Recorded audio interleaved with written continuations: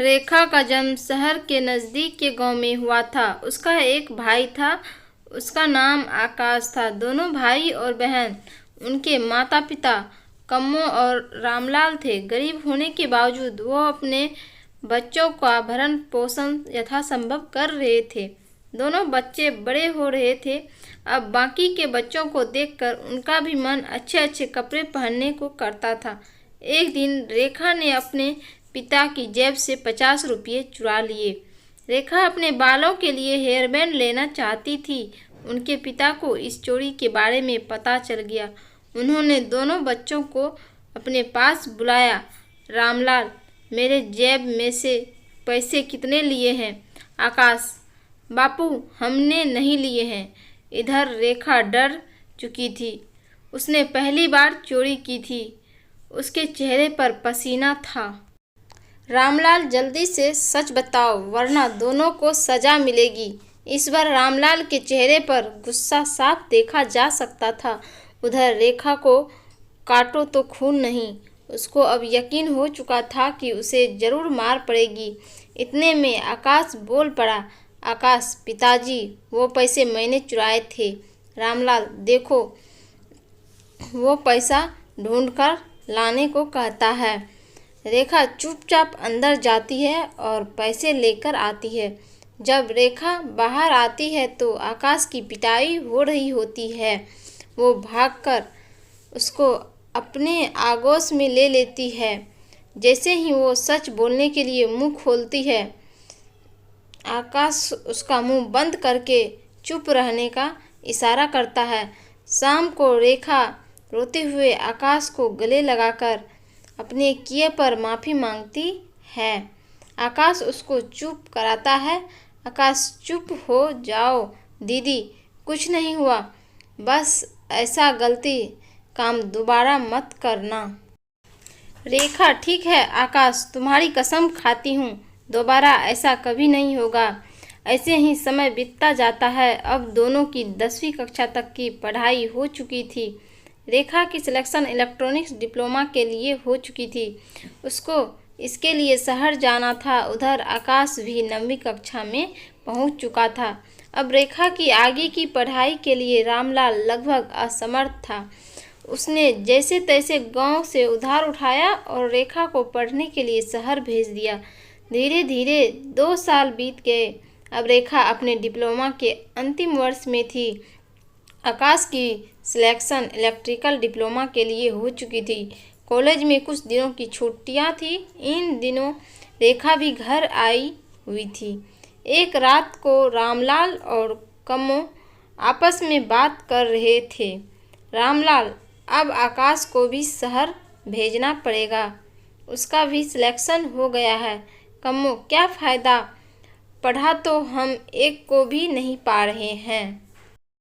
कम्मो की आंखों में आंसू आ गए थे और उसका गला भर गया था। उसकी बातों को दोनों भाई बहन सुन रहे थे। आकाश उठकर अपने माता पिता के पास जाता है और बोलता है कि मुझसे पढ़ाई नहीं होती, मैं आगे नहीं पढ़ना चाहता। उसके पिता समझाते हैं कि यदि वो पढ़ेगा नहीं तो बड़ा आदमी कैसे बनेगा। सोते समय रेखा भी उसको बहुत समझाती है। वो चुपचाप सो जाता है। सुबह जब सब उठते हैं तो आकाश वहाँ नहीं होता है। रेखा के सिरहाने के पास उसकी एक चिट्ठी मिलती है। उसने चिट्ठी में लिखा होता है कि दीदी, आप पढ़ाई करो, मैं पैसे कमाकर आपको खर्च भेजूंगा और कर्ज भी उतारूंगा। सभी इस बात से बहुत दुखी थे। खैर, रेखा अपने कॉलेज चली जाती है।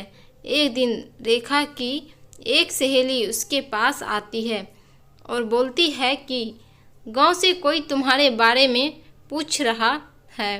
वो बाहर खड़ा है। रेखा बाहर जाते हैं यह सोचते हुए कि कौन हो सकता है। जब वो देखती है तो अपने भाई को गंदे कपड़ों में देखती है। वो भागकर आकाश के पास जाती है और बोलती है, तुमने क्यों नहीं बताया कि मेरे भाई हो?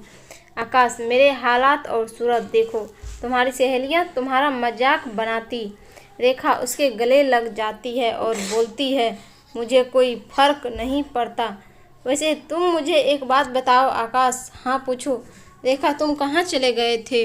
आकाश, कहीं नहीं, मैं एक पंखे बनाने वाली फैक्ट्री में काम करता हूँ, सैलरी भी अच्छी मिल जाती है। रेखा, अच्छा। आकाश, फैक्ट्री के मालिक मुझे अपने बेटे की तरह ही रखते हैं।